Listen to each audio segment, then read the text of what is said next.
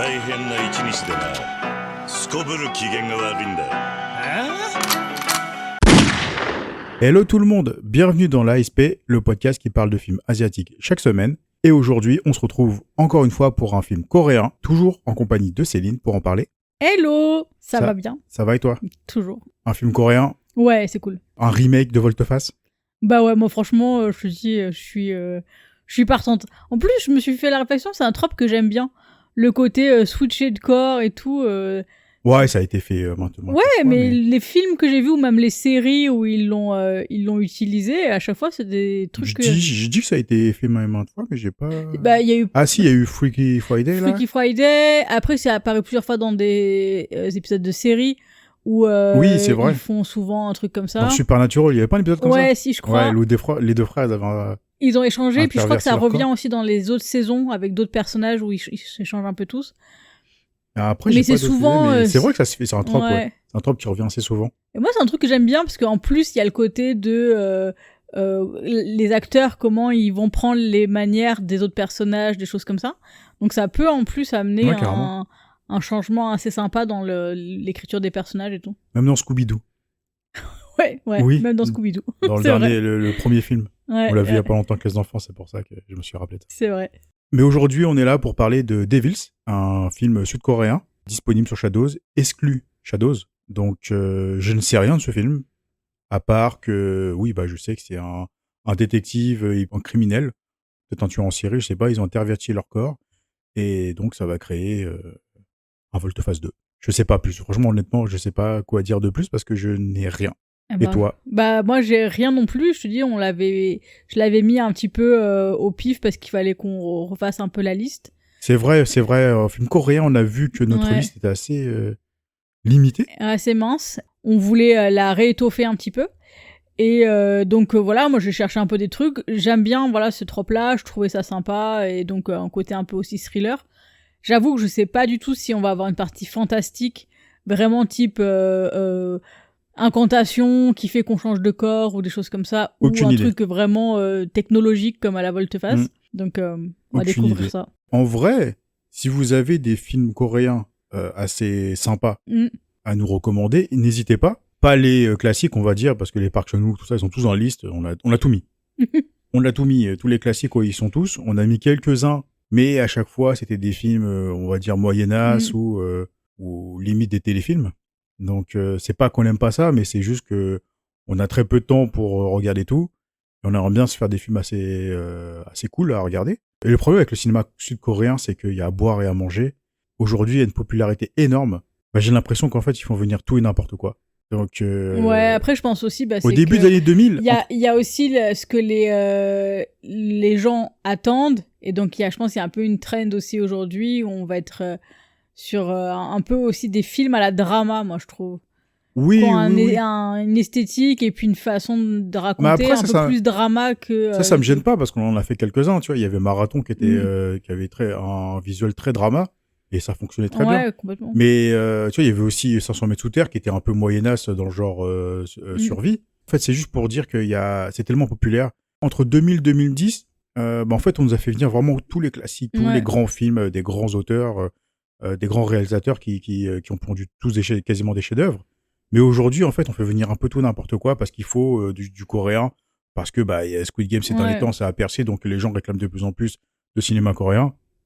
Et aujourd'hui, les gens se réveillent en disant « le site coréen, il tabasse tout en ce moment ». C'est pas en ce moment, ça fait un moment. Ouais, ça fait un moment. Ça fait un moment qu'il tabasse tout. Mais le problème, c'est qu'il y a personne qui est jeté là-dessus. Et je dénigre personne, hein. C'est juste que c'était un cinéma de niche à la base. C'est ça, je pense qu'il y avait aussi beaucoup de gens qui connaissaient pas parce que c'était pas des trucs que t'allais voir sur TF1 ou M6 le samedi soir, quoi. Oui. Maintenant, je pense que clairement t'as plus de choses qui sont diffusées sur les plateformes et tout, donc ça prend beaucoup plus d'ampleur aussi par rapport à ça. Oui, merci Squid Game quand même. Hein. Mais complètement. Depuis Squid Game, récemment, il y a eu le truc K-pop Demon Hunter, là, je sais pas quoi. Ouais.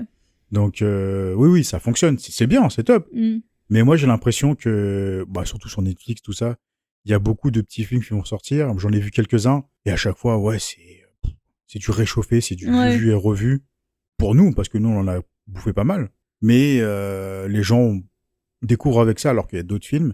Mais si on va dire dans l'amas de films de plateforme sud-coréens qui sont cool à regarder, n'hésitez pas à nous les partager parce que nous, on va pas aller chercher vraiment. Ouais, carrément. Faites-nous des recos, ça nous permettra de découvrir des choses et puis. Nous, on va vraiment essayer de chercher déjà ce que nous, on peut avoir sous la main parce que c'est pas facile à trouver, mine de rien. Et c'est vrai que je trouve que finalement, sur les plateformes, il y a aussi pas forcément toujours en sud-coréen, je trouve qu'il y a beaucoup de séries aussi, mais il y a moins de films. Ouais, c'est vrai. C'est vrai. Alors que tu vois, sur Univers Ciné, il y a beaucoup de films japonais. Je trouve coréen, il y en a moins. Il y en a quelques-uns, mais... les seuls qu'il y a, c'est du Bong Joon-ho. Et c'est tout, en fait. Je crois que j'ai vu que du Bong Joon-ho dessus. Ouais. Après, il y a beaucoup de Chinois hongkongais aussi dessus, donc c'est bien. Mais en coréen, on a vraiment... Il y en a moins que les autres. Dans la liste, on a mis tout ce qu'on avait en physique et tout ce qu'on pouvait trouver sur les plateformes qu'on a. Évidemment, en illégal, on n'y va pas. Non. Sauf cas de force majeure. Et en général, on arrive toujours à se retourner pour avoir des films assez facilement. Même si on doit payer en VOD, on paiera en VOD, c'est pas grave, mais on préfère passer par des plateformes, par du physique ou par les VOD pour nos épisodes. Voilà, dans ces catégories-là, si vous avez des films à nous recommander, en plus de ceux qu'on a déjà fait et de ceux qui vont arriver, et notamment, il y en a beaucoup qui vont arriver, notre liste, en fait, commence à diminuer par rapport au cinéma japonais et au cinéma hongkongais. Donc, n'hésitez pas à nous donner quelques noms, à nous faire popper ça pour qu'on puisse la rajouter à notre liste. Ça sera super parce que je pense qu'à un moment donné, on va vraiment se creuser la tête et on va devoir aller sur Netflix et puis choper des films. On va y arriver. Des films enfin, je sais pas, pas forcément des séries B parce que les séries B, je veux pas dénigrer non plus le genre, tu vois, ça peut être très bien, tu vois. À Hong Kong, il y a énormément de séries B qui sont super bien. Donc, non, mais je veux dire, c'est que les productions Netflix là-bas, je suis pas hyper fan. En plus, si c'est pour aller sur du sud-coréen complètement obscur, ça me tente encore moins, tu vois. À moins qu'il y ait du bon, mais ça, c'est pareil. Je peux pas le deviner. Et en général, tout ce que j'ai vu jusqu'ici, c'était moyen. Donc, il n'y avait pas de matière à faire un épisode ou à l'intégrer à l'ASP. Donc, on va trouver. On va essayer. Bon, nous, en attendant, on va aller voir Devils. Et pareil, on va voir ce que ça donne parce que c'est pareil, les exclus en général qui sont sur Shadows, c'est pas... On va voir. C'est pas incroyable, mais bon, ils vont peut-être me faire mentir. Peut-être qu'on aura une bonne surprise. Peut-être. Allez, c'est parti. C'est parti. 민성아, 내가 재환이 형이야. 뭐라는 거야, 이씨. 그 개새끼가 내 몸을 뺏어갔어. 좀 도와줘. 광역수사대 소속 형사와 연쇄살인 유령 용의자가 실종된 지 어느덧 한 달여가 지나고 있습니다. 재환이 형이야. 내가 왜 이 살인마 몸에 들어와 있는 거야? 나한테 무슨 짓을 한 거야? Et nous voici de retour après le visionnage de Devils, un film sorti en 2023 de type thriller-action d'une durée de 1h46. Un film d'un jeune réalisateur donc, qui se nomme Kim Jae-hoon. Dans les premiers rôles, on retrouve deux acteurs, notamment un jeune très prometteur qui a joué aussi dans le projet Wolf Hunting, un film que je n'ai pas vu mais que j'ai hâte de voir, qui est un film très, très, très sanglant apparemment et très, très bourrin. Donc, un film qui pourrait me plaire. Et on retrouve aussi des acteurs comme Choi Gui-ah, désolé pour la prononciation, qui a joué dans des films comme Dernier train pour Busan ou The Strangers. Et ensuite, il y a d'autres acteurs qui ont une premier film pour ce réalisateur qui n'a pas caché ses références pour Volte-Face. Donc, on avait raison de parler de Volte-Face. Est-ce que tu nous dirais pas de quoi ça parle ? Donc on va suivre Jae-won qui est inspecteur à la criminelle, qui traque un tueur en série depuis longtemps, un tueur qui a tué son collègue et beau-frère 2 ans avant l'histoire, et il va arriver à l'attraper, sauf que au moment de la capture, on va dire, il y a un accident et ils disparaissent pendant 1 mois. Au moment où ils reviennent tous les deux, on va dire, dans la civilisation, Jae-won se rend compte que il est dans le corps du psychopathe. Et donc va ensuite venir un peu une course contre la montre pour prouver que c'est bien lui, que protéger sa famille du psychopathe et arrêter les complices du tueur en série. Donc c'était un groupe de 4 et donc il faut arriver à les retrouver et les arrêter. Tout à fait. Voilà. Et maintenant, qu'est-ce que tu en as pensé ? Ça va. C'est pas un Ça va et toi ? C'est pas un film oufissime. Je trouve que c'est un film qui met du temps à démarrer. La première demi-heure, je l'ai trouvé un peu longuette et un peu où on sait pas trop où ça va, des choses comme ça. Et justement, il y avait beaucoup de choses, on a l'impression que c'était incohérent. Après, ça se comprend, ça s'explique un petit peu par la suite. Je trouve que la deuxième partie du film est plus intéressante. C'est un thriller sympa. C'est pas un truc oufissime, mais je pense que c'est un peu comme Volte-Face, en fait, quoi. Tu vois, c'est fun, c'est sympa, mais ça va pas en plus moins haut, quoi. fun, pour moi. Voilà. Bref, Oui, il y a moins de trucs un peu... C'est ta critique, c'est pas la mienne. Donc voilà, c'est pas un excellent film, mais c'est pas un nanar non plus, quoi. Et toi, t'en as pensé quoi? Bah, un peu comme je suis dit hier, mid. Ouais. Mais là, vraiment mid, quoi. On est vraiment au plein milieu. Je te rejoins un peu sur le début, un peu long à démarrer. Ouais. Après, la deuxième partie, pour moi, je dirais pas qu'elle est intéressante, vu que le scénario et les révélations derrière sont ultra alambiquées. Ça a déjà été vu, mais comment c'est amené, en fait, c'est pour te dire qu'on a réinventé le genre. Ouais. Moi, j'y crois pas, en fait. Déjà, aux explications. Et en plus de ça, bah, tu vas pas me faire croire que j'ai jamais vu ça ailleurs. Donc, j'ai pas mis les deux pieds dedans. Ouais, pareil. Moi non plus. Ça a pas C'est été pas désagréable à regarder, mais voilà, c'est du déjà vu. Non, je suis d'accord. Moi, là où je l'ai trouvé plus intéressant, c'est notamment aussi sur le rythme, qui justement devient un petit peu plus rapide, avec un petit peu plus d'action, des choses comme ça. Et aussi sur les personnages, en fait, aussi à partir du switch, en gros, de personnalité. C'est là où je trouve que les acteurs avaient un petit peu plus aussi de matière à jouer.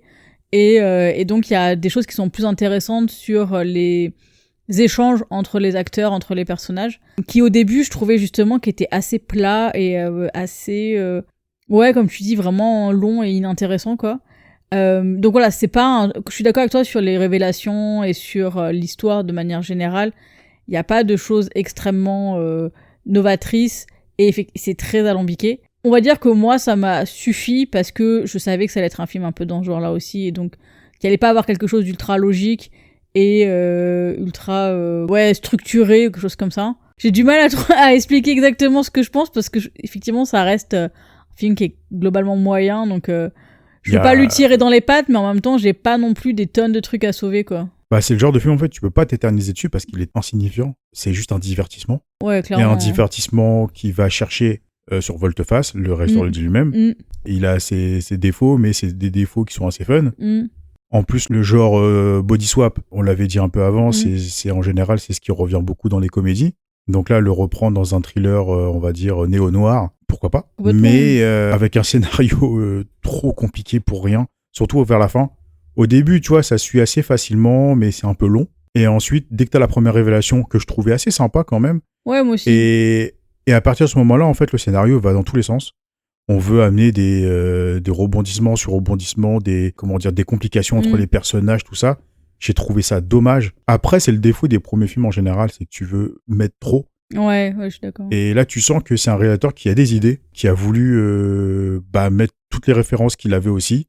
Tu sens que c'est quand même un cinéphile, et surtout un cinéphile du genre polar et actionneur.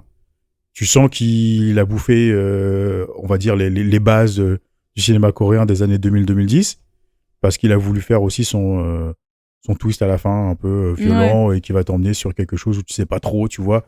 Sauf que le twist à la fin, il fonctionne pas du tout. C'est un peu attendu. En fait, le film passe son temps à vouloir répondre à tout. Et à la fin, il t'amène un twist. Un peu ouvert, quoi. Un peu ouvert. Ouais, mais bizarrement, c'est même pas ouvert. Je sais pas. C'est ambigu, en fait. Oui, c'est ça. La fin est tellement ambiguë que ça fait pas du tout fin ouverte parce que tu regardes, tu te dis, mais non. Soit tu réponds pas.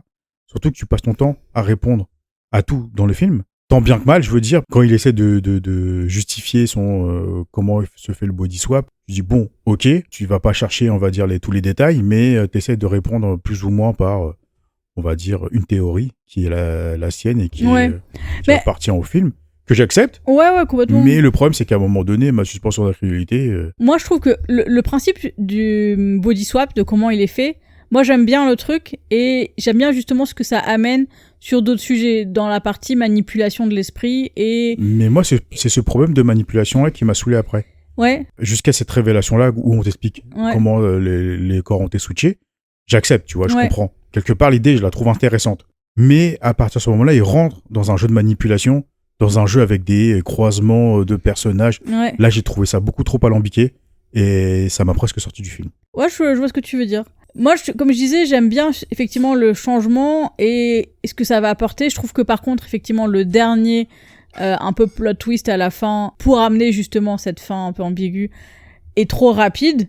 Donc en fait, c'est vraiment, on va aller, il nous reste 10 minutes, il nous reste 5 minutes plutôt, et on va faire un truc vite pour renverser un peu la vapeur. Par contre, justement, moi je trouve que comme le début est lent à démarrer, en plus il y a une intro en fait qui sert à rien, clairement.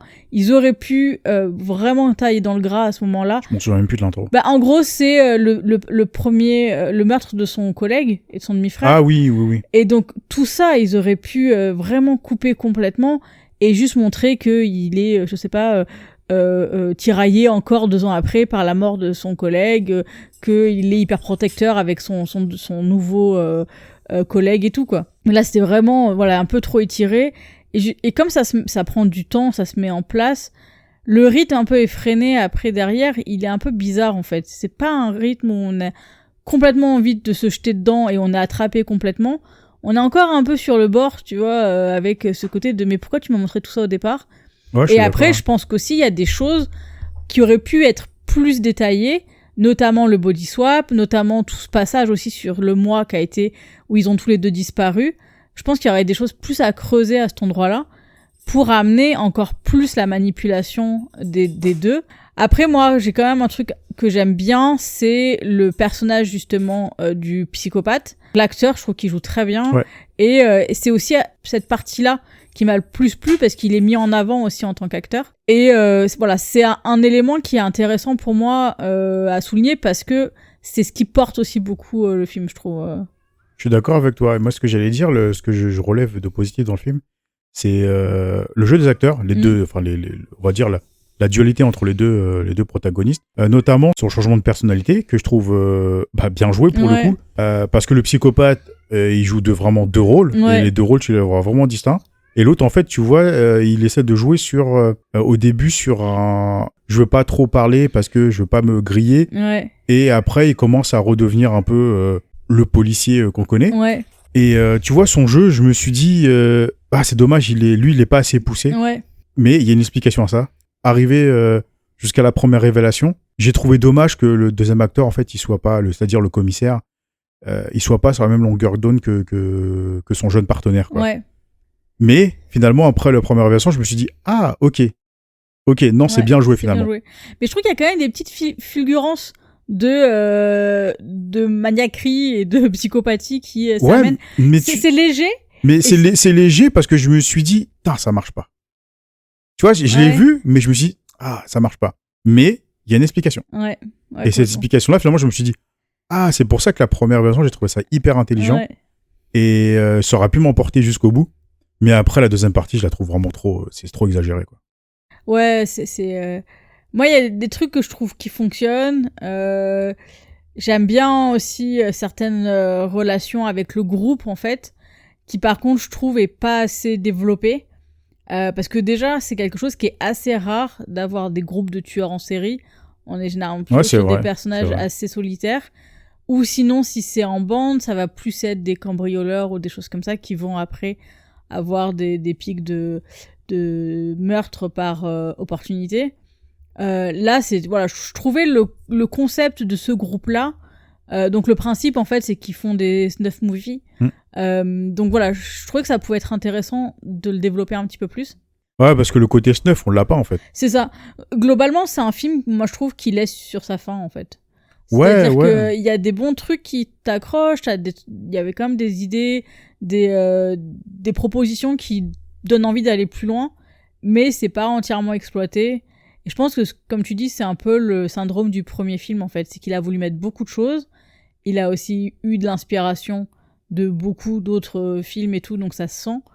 Et en fait, il y a pas tout qui est exploité jusqu'au bout. Ouais, mais pas que pour... les idées, ils viennent pas que d'autres films. Surtout le visuel, ça vient aussi des clips de Travis Scott. Notamment la scène du début avec le body painting, on va dire fluorescent, tout ça, ça vient des clips de Travis Scott. Donc, en fait, oui, tu sens il va piocher à gauche et à droite. Ouais. Même sa musique, de générique de podcast, Ouais. tu sais, qui voulait faire un peu hip-hop, tu vois. Mais tu vois, c'est vraiment pour attacher, on va dire, l'univers de Travis Scott, pour dire j'ai vu ces références et je les prends pour mon film. Voilà, tu vois, non, tu sens qu'il y avait des bonnes idées. Moi, je demande juste qu'à ce que ce soit un réalisateur qui ait ses propres idées et qui va justement arriver à cadrer tout ça Ouais. et à peut-être sortir un autre polar derrière. Je sais pas si on a fait d'autres d'ailleurs. Et de sortir un autre polar derrière ou un autre genre un autre film de ce genre-là, Ouais. qui va nous surprendre. Parce que franchement, Ouais. moi, je pense que Il y a du potentiel. Hein. il y a du potentiel, Ouais. honnêtement. Ouais, je pense qu'il y en a. Mais après, malheureusement, moi, c'est un truc que je reproche énormément aujourd'hui au cinéma sud-coréen. C'est que, pour moi, l'âge d'or, il est passé. Ouais. Surtout au niveau du polar, au niveau du thriller, qui ont été proposés entre 2000, 2010, même jusqu'à 2015, soit facile. Mais ce que je veux dire, c'est que cet âge-là, en fait, elle est passée. Ouais. Et il faut sans doute passer à autre chose, tu vois. Le cinéma coréen, il y a eu plusieurs âges d'or et ils ont toujours réussi à se renouveler.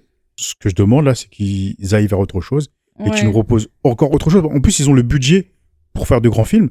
Tu sens que là, il y a quand même un budget assez honorable parce que visuellement, ça reste quand même très propre. Ouais. Après, bon, ça joue beaucoup trop avec les néons à mon goût parce que quand tu fais une scène dans des toilettes publiques avec des lumières vertes, violets et rouges, j'y crois pas trop, tu vois. Donc, que tu veux jouer sur cette esthétique-là jusqu'au bout parce que voilà, c'est quelque chose que tu as envie de faire, je veux bien, mais reste dans, on va dire... le cohérent, quoi. Très clairement. Quand ça fonctionne dans une scène d'intro où tu as le tueur qui est dans sa cave en train de faire des dégueulasseries, mais ça marche beaucoup moins dans des lieux publics, quoi. Ouais, c'est clair. Mais après, tu vois, je pense que par rapport à l'âge d'or du cinéma coréen, il y a peut-être aussi le fait que il y a une nouvelle génération de réalisateurs et réalisatrices qui arrivent, qui a été biberonnée avec tous ces films-là. C'est ça, en fait, Et c'est c'est qu'ils le veulent trop temps- s'inspirer. Mais je pense que c'est le temps aussi de maturer toute ta culture et tous tes goûts cinématographiques pour après ensuite en créer ta propre patte et créer ton propre univers et je pense après esthétique générale ou Ouais, non, je ou suis des d'accord. thématiques. Je suis d'accord, mais tu vois, même Bong Joon-ho, il s'est planté son premier film. Park Chan-wook aussi, avec son premier film, il a pas non plus cartonné. Ouais. Oui, on va dire il faut un temps, tu vois, il faut Ouais, peut-être sûr, un ouais. film. Mais ce que je veux dire, c'est que le prochain Park Chan-wook, le prochain Bong Joon-ho, le prochain Kim Ji-woon, il est pas encore là, tu vois. Ouais, non, je suis d'accord. Après, c'est comme ça, hein, puis c'est pas forcément besoin d'avoir un qui va être forcément dans la même lignée ou des choses comme ça. Non, mais c'est pour ça que Mais je de la demande même, à ce qu'il renouvelle, qu'il passe vraiment sur autre chose, tu vois. Peut-être rester sur du thriller ou du polar, mais avec de nouvelles idées. Tu sais, comme avec le nouveau style d'horreur qui arrive aujourd'hui, Ouais. dans les années 2000-2010, on est revenu sur le reboot des slashers, Ouais. et après ça, on est venu sur l'horreur élevée, tu vois. Ouais. L'élévatier d'horreur, comme ils appellent ça. Donc, tu vois, il y a toujours un moment Oui. où tu vas switcher d'idées et puis de genre. Ouais. Et moi, ce que je demande au cinéma coréen, enfin, c'est peut-être prétentieux de demander ça, mais ce que je veux dire, c'est que moi, je sens que là, depuis ces 10 dernières années, le cinéma coréen, en fait, il se renouvelle pas. Il essaie juste de capitaliser sur des idées qui ont déjà fonctionné. Et en fait, ils se sont dit, ça a marché avec ça, on a réussi à s'exporter dans le monde entier. Et en l'espace de même pas d'une quinzaine d'années, ils ont tout tabassé, les Coréens. Ouais. Ils ont clairement tout tabassé. Après, je pense qu'il y a peut-être aussi, je sais pas comment ça fonctionne les maisons de production là-bas, si on est un peu sur le même schéma que Hollywood, on va dire plus petit, mais parce C'est-à-dire que sur la pression que les produits. Justement, parce que je pense qu'il y a on en peut-être avait un peu parlé. ce côté de on en dire, avait parlé ouais. pour Mickey 17. Bong Joon-ho, il l'avait dit. Et il disait que un film comme il a fait pour Memory of Murder, il ne le refera jamais. Parce que à ce moment-là, dans le cinéma coréen, il était presque inexistant, tu vois. C'était quelque chose qui était pour la Corée du Sud, et puis ils n'avaient pas la prétention de dire on va tabasser le monde. Et en fait, ils avaient plus de temps, donc ils avaient un an et machin, donc on s'en foutait. T'avais un peu de pression, je dirais c'est bon, fais gaffe, t'as dépassé le budget. Ouais, t'inquiète pas. Là maintenant, c'est ultra structuré, c'est Hollywood 2. Ouais. C'est Hollywood 2, Parce tu que- vois, t'as un budget, t'as des plannings serrés, t'as pas intérêt de dépasser. Donc oui, le cinéma coréen aujourd'hui devient comme le cinéma d'Hollywood. Parce que je pense qu'il y a aussi ce côté-là de dire on prend ce qui marche et tu l'uses jusqu'à ce que ça marche plus, en fait. C'est la preuve. Et je pense que là, on est un peu dans le bas de la vague où C'est ça. ça c'est un peu près de casser, quoi. Par contre, je pense que tout est cyclique, donc à un moment, ils ont pas le choix en fait de se renouveler à un moment. Donc là, ils sont dans le truc de on capitalise, comme tu dis, sur ce qu'on connaît, on sait ce qui marche et ce qu'on sait faire surtout. Vu qu'on sait le faire, ça va plus vite, ça coûte moins d'argent. Et après, on va aller trouver d'autres choses et tout. Puis après, c'est toujours pareil, hein, c'est que des fois, tu vas avoir des réalisateurs, des réalisatrices qui sont un peu ovnis, qui vont sortir de nulle part et qui vont te pondre un chef-d'œuvre que t'avais jamais entendu parler avant. Ah oui, et mais puis, il y aura après, des chefs-d'œuvre. ouais, donc mais je ça pense sera. que, tu vois, c'est ça va. Oui, mais ça sera le prochain Park Chan-wook, ça sera le prochain Hong Jin. Ouais, carrément. Mais c'est des mecs qui se sont établis déjà il y a 20 ans et qui ont leur propre univers. Ah, tu veux dire le prochain film Bien sûr. Ah non, je pensais que tu voulais dire genre la prochaine personne qui va percer ou avoir un talent aussi élevé que. Regarde, Bong non, Joon-ho moi, encore dernièrement avec Parasite, tu vois. Parasite, c'est ce qui a fait aussi talent. On l'a dit, merci Suicide Squad. Merci Squid Game, mais surtout merci Parasite. Ouais, Depuis qu'il a tout raflé dans le monde entier, oui, tout le monde a dit, oh, il y a du cinéma en Corée. Oui, il y en a eu. Oui, carrément. Mais bon, que Bong Joon-ho ait eu sa palme et puis tous ses Oscars pour Parasite, c'est très bien. Mais il y en avait d'autres avant qui le méritaient aussi largement. Ah oui, je suis d'accord. Notamment, même encore Bong Joon-ho, il aurait même dû l'avoir plus tôt. Ah oui. Avec la majorité des films qu'il a fait. Je dis pas que Parasite est moins bon que les autres. Hein. Non, au contraire, c'est un chef-d'œuvre. Mais moi, ce que je veux dire, c'est c'est pas le seul qui l'ait fait. Il aurait pas dû avoir un prix, il aurait dû en avoir plusieurs. Ouais, c'est clair. Ainsi que ses compères, tu vois, comme même Naong-jin. Hein. Naong-jin avec The Strangers, pour moi, il aurait dû rafler tout. Ouais, je suis d'accord. Park Chan-wook avec des films comme Sympathy for Mr. Vengeance, Mademoiselle, après, derrière, ça a tabassé aussi. Donc oui, pour moi, il y a des films qui auraient dû en avoir bien avant. Oui, bien sauf sûr, que avant les festivals, en fait, ils se mouillaient un peu la nuque, tu vois, ils disaient, mais est-ce que c'est pas un peu tôt pour donner des récompenses à du cinéma étranger, tu vois? Et il fallait qu'il y en ait un qui prenne le risque, et après, maintenant, tout le monde est reconnaissant en disant, oui, regardez, le cinéma asiatique, en fait, il tabasse tout, mais ça fait des années que ça tabasse. Ah oui, c'est clair. Puis il y en a beaucoup, ils vont pas les mettre, tu vois. Ils ont la catégorie cinéma étranger, et puis après, on donne le reste, les grands prix. Oui, des fois, tu leur fais une petite caresse dans l'autre. Oh, vous avez vu, vous faites des très bons films, c'est bien. Hein. Mais c'est à ce moment-là qu'en fait, il fallait vraiment, c'est même plus se mouiller la nuque, c'est qu'il fallait passer le pédiluve et aller sauter dans le grand bas et à donner des grands prix à certains grands films. Ah oui, mais complètement. Pas que sud-coréens, que ce soit même chinois, hongkongais ou même japonais. Il y a des films qui méritaient largement d'avoir des prix bien avant Parasite et autres, quoi. Ouais, je suis d'accord. Mais c'est quand je disais que c'était cyclique, je pense que ce que je veux dire, c'est qu'il y a toujours des générations où on va avoir aussi le grand maître du cinéma. Et donc, on a l'impression qu'après, forcément, tout ce qui passe après, c'est moins bon. Parce qu'on a un critère de référence qui est hyper haut. Et je pense qu'après, il y a des générations qui vont se faire avec d'autres personnes qui vont arriver et tout.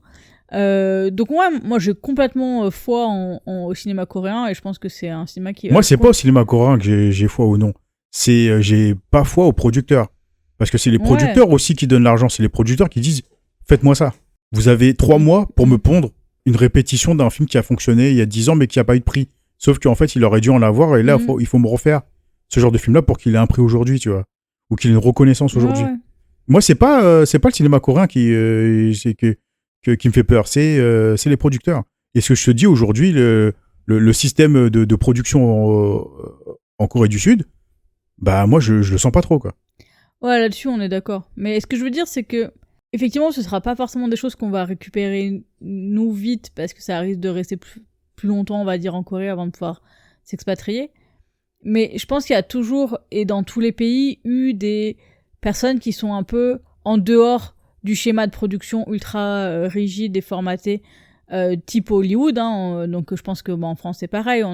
Il y a tous des maisons de production qui sont très ancrées dans le cinéma du pays et donc qui vont dire être très décisionnaires, qui vont dire comme tu dis, tu fais ça, t'as tant de temps et en gros t'as rien à dire, quoi. Mais après il y en a toujours qui arrivent à sortir de ça en fait et à... non, parce que même Bong Joon-ho il peut plus le faire. Oui, mais ce que je veux dire, c'est que après, c'est... Parce qu'il y en a, c'est qui il y en a que, comme tu dis, non, mais c'est pas genre, vas-y, non, moi, je vous écoute pas. Non, c'est pas comme ça que ça se passe. Non, j'ai pas dit ça. Il y a plein de personnes qui sont pas forcément que dans le schéma hollywoodien. Il y a plein de films qui vont sortir des États-Unis qui seront pas forcément sur un schéma ultra hollywoodien ou qui vont réinventer certaines choses. Je veux dire, on parlait tout à l'heure du Elevated Horror, Ari Aster, c'est exactement ça. C'est-à-dire, je Et comprends pas ce que tu veux dire. En fait. c'est des films qui ont révolutionné leur propre genre, qui ont ramené des choses qui étaient complètement différentes, qui ont c'était des films auxquels on s'attendait pas. Ouais, parce que c'est du cinéma indépendant. Oui, bah c'est ça. C'est pas pareil. Je suis persuadé que le cinéma indépendant en Corée du Sud n'existe pas. Je sais pas, là pour le coup, moi Aujourd'hui. j'ai pas assez de connaissances. Aujourd'hui, du là-dessus, moins. Mais je pense qu'après, voilà, j'ai pas assez de connaissances pour dire effectivement comment ça fonctionne et comment ça pourra fonctionner. Moi, quand je disais que j'avais foi au cinéma, c'était un peu ça, c'est se dire que je pense qu'il y a toujours des personnes qui ont aussi cette volonté de créer quelque chose de différent et qui sont animées vraiment par leur passion du cinéma, des choses comme ça, et qui ne veulent pas passer par les chemins classiques et donc aller plutôt vers la partie indépendante du cinéma. Et donc, qui peuvent amener quelque chose et un renouveau. Et une fois que ces genres de films-là sortent, après, et ont du succès, ça permet après de réévaluer, en fait, aussi comment le cinéma est fait de manière générale. Je suis d'accord avec toi, mais en fait, il faut arriver à un espèce de putsch dans ce genre de cinéma-là. C'est ce qu'ont fait les Bong Joon-ho, les Park Chan-wook à l'époque. Ouais, c'est ça. C'est pour ça que leurs films ont fonctionné aussi. C'est parce qu'ils ont su lever le red flag pour dire c'est comme ça qu'on va faire du cinéma, pas autrement. Et là, à un moment donné, on est une industrie cinématographique qui va se péter la gueule. Et si on fait rien, on va se péter la gueule. Donc nous, on a des idées, on va faire ça à notre façon. Donc on va y aller. S'ils n'avaient pas tapé du poing, aujourd'hui, on n'aura pas eu l'œuvre qu'on a... Mais complètement. Et ce qui veut bien dire que si eux ont réussi à le faire, ça veut dire que d'autres personnes C'est ce que je suis d'accord avec toi, mais ça, c'était fin des 90. Aujourd'hui, la politique cinématographique, ou même la politique en général sud-coréenne, est-ce qu'elle est différente de il y a 20-25 ans en arrière? Je sais pas, tu vois, j'ai pas la capacité de le dire, mais moi, je suis pas persuadé. Vu tout ce qui fonctionne aujourd'hui, en reprenant tous les Squid Game, toutes les séries qui fonctionnent sur Netflix, machin, Netflix, ils ont compris qu'il fallait chercher un max de séries sud-coréennes pour capitaliser là-dessus. Crois-moi que de l'autre côté du continent aussi, c'est comme ça qu'ils fonctionnent. Hein. Ah oui, je pense qu'ils sont clairement conscients aussi de l'attrait. Et l'argent, ils vont le mettre là-dedans. Ils vont pas le mettre dans un film, dans un film indépendant pour. Et puis, je sais plus sur quel épisode on en avait parlé, mais effectivement, d'avoir aussi ce côté d'américanisation pour pouvoir viser des plateformes comme Netflix, des choses comme ça. Donc, en gros, leur cahier des charges, il est aussi fait. Tu fais un film pour que ce soit facilement transposable aux States, pour que s'ils veulent faire une adaptation, ils peuvent. Bon, voilà, tout ça. Mais après, ça a toujours été plus ou moins américanisé, hein, même dans tous les chefs-d'œuvre qu'on connaît du cinéma coréen, c'était déjà du cinéma américanisé. Si, les Bong Joon-ho, Park Chan-wook, ils l'ont dit très clairement. Eux, leur référence, ça vient aussi des États-Unis. Ah ouais, alors ça, pour moi, c'est pas pareil. C'est d'avoir des références internationales du cinéma et de prendre toutes ces références-là pour après en faire ton propre film. Pour moi, c'est pas pareil que d'être américanisé. Ou pour moi, tu crées ton film pour qu'il soit acceptable dans un autre pays. Oui, ok, je vois ce que tu veux dire. Mais oui, c'est ce qui s'est arrivé, c'est ce qui est arrivé par la suite. Ouais. Notamment avec du All Boy et puis même du Mademoiselle ou Parasite récemment. Oui, ça, c'est être américanisé. Même s'il y a toujours la patte sud-coréenne, notamment envers les critiques sociétales, qui vraiment appartiennent vraiment qu'au pays, et puis ce genre de critiques-là, on le verra jamais ailleurs. Et d'ailleurs, même un Bong Joon-ho n'a jamais réussi à le reproduire aux États-Unis, donc c'est quand même de... Ouais. Après, je pense que, tu vois, pour les critiques sociétales, elles sont compréhensibles par différents pays. Oui, c'est universel. Elles sont universelles, mais par contre, effectivement, elles sont ancrées dans la société coréenne, pour le coup. Quand même. Oui, parce qu'ils ont une façon aussi de raconter, pour le coup, qui n'est pas américanisé, donc tu vois, je me contredis tout seul. Mais en fait, ce que je voulais dire par américanisé, c'est que le cinéma coréen, de ce qu'on connaît, l'ultra populaire, vient aussi de beaucoup de réalisateurs qui ont été référencés, qui ont aussi référence aussi, notamment dans le cinéma américain, ou même européen, tu vois. Bien sûr. Donc, ils sont allés piocher là-dedans. Et parce que c'est ce qu'ils avaient à l'époque, tu vois. À l'époque, le cinéma sud-coréen, c'était du Kim Ki-duk, c'est le cinéma indépendant, mais c'était du cinéma de roman, c'était du cinéma c'était du cinéma que personne connaissait, tu vois, que ça intéressait pas les gens en général. C'était comme aux États-Unis. Aux États-Unis, tu veux du populaire, tu veux du divertissement. Et en Corée du Sud, c'est ce qu'ils ont voulu faire aussi à un moment donné. Et après, ils ont réussi aussi à piocher à gauche, à droite des références mondiales. Et après, ils ont su malaxer et en faire un cinéma, on va dire, je vais pas dire personnel, mais on va dire que, tu vois, le fait de créer des twists, on va dire, et puis faire des fins dramatiques, c'est eux qui l'ont quand même démocratisé. Ouais, complètement. Donc, mais en prenant tout ce que les Américains n'ont pas osé faire, C'est-à-dire tuer des jeunes, tuer des enfants, voir des handicapés morts à l'écran, voir des fins horribles. C'est ça, surtout les fins, là. Genre le Voilà. happy end, ils connaissent pas eux. Hein. Voilà, donc tu vois, tout ce que toi t'as été frustré Ouais. aux États-Unis, tu te dis ah putain, ils ont pas pris de risque à la fin. Bah en fait, eux, ils avaient la possibilité de prendre ce risque-là. Donc ils l'ont fait. C'est ça. En fait, c'est du cinéma américain amélioré. C'est un vrai compliment parce que pour moi, c'est ce que les Américains auraient pu faire chez eux, Ouais. avec énormément de films qui auraient pu devenir d'énormes chefs-d'œuvre. Ouais. S'ils prenaient des risques, bah les Coréens l'ont très bien compris. Ils ont pris ce genre d'idée-là où on va dire quelque chose qui potentiellement aurait pu être un chef-d'œuvre aux États-Unis. Ils le reprennent et puis ils prennent des risques pour justement que ça soit marquant à la fin. Ouais, je comprends mieux ce que tu dis. Ouais, carrément. Mais c'est un compliment, réellement. Ouais, Quand je dis que c'est du cinéma américain amélioré, pour moi, c'est un compliment. Non, je comprends. Mais tu vois, c'est pour ça que je me dis, il y a toujours à des moments, je pense, dans l'histoire, que ce soit cinématographique ou littéraire ou autre, même musicale, c'est que à un moment, on va avoir beaucoup de choses mainstream, et je pense que la difficulté aujourd'hui, c'est que le mainstream est beaucoup plus large qu'avant, parce qu'on a aussi un accès illimité avec Internet, avec les plateformes de streaming, avec que ce soit le cinéma ou la musique ou quoi que ce soit. Et donc, en fait, tout va être étendu. Donc, je pense que ça prend aussi beaucoup plus de temps d'assimiler en fait tout ce qu'il y a et de pouvoir se créer sa propre patte, sa propre identité artistique. Et une fois qu'on a réussi un petit peu à sortir de ça, c'est là où on peut aussi après être plus à même de dire voilà ce que j'ai envie de faire. Et que si t'es maison de production, elle te dit je veux pas que tu fasses ça, elle lui dit bah tant pis, ciao, moi je sais que je vais aller faire ça plus loin. Et donc je pense que là il y a un peu ce côté de broyage aussi parce qu'il y a énormément de choses et donc c'est un peu les gens ils sont un peu sous l'eau quoi. Et donc au bout d'un moment on va assimiler tout ça et on va arriver à en recréer quelque chose d'autre. Et je pense que c'est à ce moment-là on va pouvoir avoir des pépites qui vont sortir quoi. Non, ils vont assimiler. Nous, on n'est pas dans ce processus-là. C'est vrai. Mais puis nous, on n'a pas la prétention aussi de dire que c'est comme ça qu'il faut que ça fonctionne. Mais moi, je suis pas persuadé que ça fonctionne comme ça, tu vois. Là, ils sont entrés vraiment dans une industrie à la hollywoodienne. Et je pense pas qu'ils vont en sortir vu qu'ils arrivent à capitaliser là-dessus. Parce que maintenant, le cinéma coréen est ultra populaire. Parce qu'il était populaire à un moment donné, et là, aujourd'hui, il est ultra populaire. Je vois pas pourquoi ils vont changer de fusil d'épaule. La partie mainstream, oui, ils vont rester là-dedans, mais comme Hollywood, je veux dire, et comme la plupart des films français qui seront sur des choses qu'on a vues et revues depuis 20 ans, quoi. Mais il y aura toujours des personnes qui seront dans du cinéma indépendant et qui vont choisir de faire les choses à leur manière, donc ce sera plus difficile pour nous de les voir, je pense, parce qu'effectivement, ce sera des films qui auront beaucoup moins de portée. Mais après, des fois, t'as des pépites qui sortent de nulle part, qui arrivent dans un festival, qui ont un prix, puis après, ça fait boule de neige et on les récupère. Oui, bien sûr, mais c'est une pépite parmi tant d'autres, tu vois. Mais souvent, c'est des pépites qui sont oubliables. Moi, je suis désolé, tu prends je pourrais peut-être citer 2-3 films ces 10 dernières années qui, soi-disant, étaient le renouveau du cinéma coréen. Tu prends ne serait-ce que Peninsula, la suite de Dernier Drapeau pour Busan. Ils ont capitalisé là-dessus parce que Dernier Drapeau pour Busan, ça a fonctionné. Même Dernier Drapeau pour Busan, hein. C'est un des cartons mondial. Ouais. C'est un film très correct, mais c'est pas non plus un chef-d'œuvre incroyable. Ouais, je suis d'accord. Tu as un film comme Seobok, un film de SF avec Gong Yoo, l'acteur qu'on trouve dans Dernier Drapeau pour Busan et puis dans Squid Game aussi récemment. Ouais. Tu vois, tout le monde en parlait, on disait waouh, film de SF machin. Je l'ai vu, il est bien, mais c'est pas non plus incroyable. Ouais.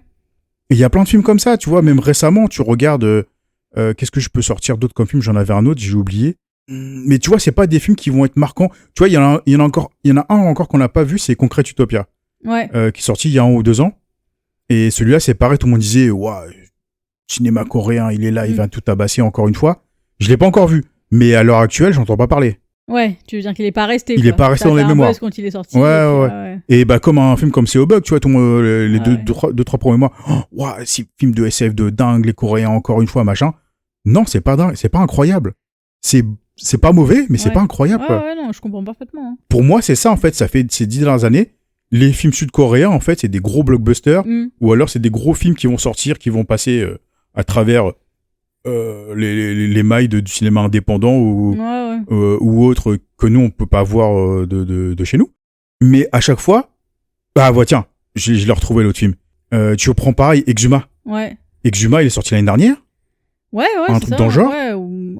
Le film, il a fait le tour des festivals, tout ça. Tout le monde en parlait en disant « Waouh, film d'horreur, machin, trop bien, excellent. » On l'a vu. Moi, je l'ai trouvé bien, mais c'est pas non plus exceptionnel. Ouais, c'est clair.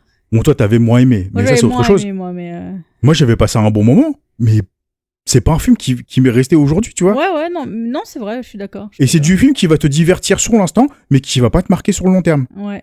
Et c'est ce que le cinéma coréen est en train de proposer aujourd'hui. Ouais. Des films divertissants, mais pas marquants. Je suis d'accord. Après, je suis toujours l'optimiste des deux. Donc je me dis, dans 10 ans, on aura peut-être un truc. Oui, bien sûr, mais souvent tu te trompes, tu vois. C'est comme tu crois que dans 10 ans, le monde ira beaucoup mieux. Non. Et là, t'es en train de te rendre compte finalement que pas du tout. Je le sais, c'est juste que je me dis que il faut voir le verre à moitié plein si on veut pouvoir rester sans d'esprit encore un peu. Mais qui dit moitié plein, moi dit moitié vide aussi. Et puis, voilà. Mais bon. Est-ce que tu avais autre chose à rajouter sur le film qu'on a arrêté de parler depuis 20 minutes Depuis 20 minutes Non, franchement, voilà, c'est un film où... Mais tu vois, voilà. Je suis contente de l'avoir vu, ça reste un film moyen, mais il y a des bonnes idées, et le sentiment général, c'est que pour moi, c'est pas allé jusqu'au bout, quoi. Ouais, encore une fois. Encore une fois. Et vous verrez que mais j'ai bon, raison. Par rapport à My Mother Eyes, on a fait un level up. Oh ouais, c'est un énorme step. Hein. Bon, c'est pas un film qui va être mémorable, mais c'est disponible sur Shadows, si vous le voulez. Honnêtement, allez-y, hein, on va pas vous le déconseiller parce que c'est pas un... non, ça fait j'ai pas passé un mauvais moment, mais c'est juste que c'est un genre de film que j'ai déjà vu dans le cinéma sud-coréen. Tu sens qu'il y a énormément de références, tout ça. J'ai pas soufflé, mais je me suis dit, ah ouais, ok, j'ai déjà vu, mais c'est moins bien fait. Mais donc, voilà. Après, chacun va voir midi à sa porte. Et si vous avez adoré, vraiment, tant mieux pour vous. Hein. Mais moi, j'ai trouvé ça mid, et puis, j'ai pas détesté, mais j'ai pas non plus adoré. Ouais. Donc, c'était correct. Et d'ailleurs, tu lui mets quelle note ? 5. Pareil, je lui mets 5 aussi, parce que il ne mérite même pas sous la moyenne, tu vois, parce que... Ouais, non, sous la moyenne, c'est ce que je disais, il est tellement insignifiant, parce que je peux même pas vraiment lui taper dessus, mais je peux pas non plus le congratuler complètement. Donc, ouais, non, c'est mid de chez mid. C'est ça. C'est que au départ, tu vois, je m'étais dit 5,5, 6... Mais en fait, il y a trop de trucs pour moi, comme tu dis, qui va pas du tout marquer et que je vais oublier demain. Donc, il y a des choses qui sont sympas et donc voilà, c'est pour ça que je dis, je suis contente de l'avoir vu. Il y a des bonnes idées, il y a des bonnes propositions, mais ça va pas au-dessus, quoi. Parce que ça me restera pas. C'est ça. Donc, on dit qu'on l'a fini ? Ouais. Bon, parfait. C'était Devils et c'était moyen et c'est visionnable sur Shadows. Donc allez-y, si vous l'avez vu, n'hésitez pas à nous contredire ou à être d'accord avec nous.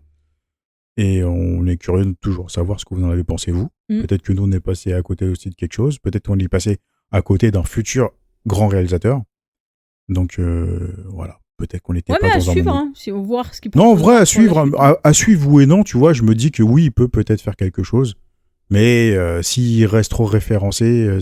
Enfin, que tu aies des références dans ton art, c'est normal, tu vois, on en a tous. Mais il faut arriver à en sortir. Il faut... faut arriver à, comme je dis, à le digérer pour pouvoir créer quelque chose à toi. Derrière. Exactement. Parce que là, on sent... Mais c'est pour moi le plus dur. Hein. Mais oui. Parce que là, tu sens que c'est... Tu sens les références et ça, c'est un problème. Ouais, mais en fait, tu sens pas encore sa patte à lui. Ouais, c'est ça. C'est ça. Et donc, il a effectivement... Il s'est nourri de plein de styles, mais il a pas son propre style à lui, quoi. C'est ça. Mais voilà, c'est à voir ce que ça donnera. Voilà. Bon, recommandation culturelle. Yes. Qu'est-ce que tu vas nous recommander ? Ah une bande dessinée, sinon c'est pas drôle. Ah, c'est rare ça. C'est rare, t'as vu ? Je vais recommander Loin de Alicia Jaraba Abellan. C'est une bande dessinée un peu tranche de vie avec on va suivre un couple, Ulysse et Aimé. Et la phrase qu'il y a au dos de la BD, c'est « Peut-on vivre à deux quand on ne sait pas vivre avec soi ?» Et c'est super beau, en fait. C'est une petite tranche de vie, mais une belle tranche de vie. On est un peu dans de la... C'est assez simple, mais c'est pas simpliste, tu vois, où on va rien aborder, des choses comme ça. Donc on va suivre Ulysse et Aimé, donc c'est un couple de trentenaires qui prévoit de partir en camping en Espagne. Donc ils vont faire un petit tour en France pour aller jusque dans le sud de l'Espagne, je crois. Aimée, elle est ultra stressée, elle est toujours à faire plein de plans, de listes, il faut que tout soit carré, des choses comme ça. Et Ulysse, lui, il se laisse porter. Et en fait, ils sont tous les deux, ils viennent de faire leur thèse, et en fait, ils attendent des réponses pour pouvoir être embauchés à des endroits, ils savent pas trop ce qu'on va faire. Et Ulysse, il est un peu en mode genre j'ai toujours rêvé de faire quelque chose et j'ai jamais osé y aller, et donc en fait j'en ai marre d'avoir fait ces études-là, et il veut devenir prof de plongée, quoi. Donc en fait ils partent en Espagne, lui il veut absolument justement faire de la plongée pour voir un poisson lune, et Aimée elle est flippée de l'eau, donc elle n'ose pas rentrer dans l'eau, et à chaque fois elle dit oui bah on va y aller, et donc en gros c'est un peu le côté de elle arrive pas à elle exprimer réellement ses peurs, ses besoins, ces choses comme ça.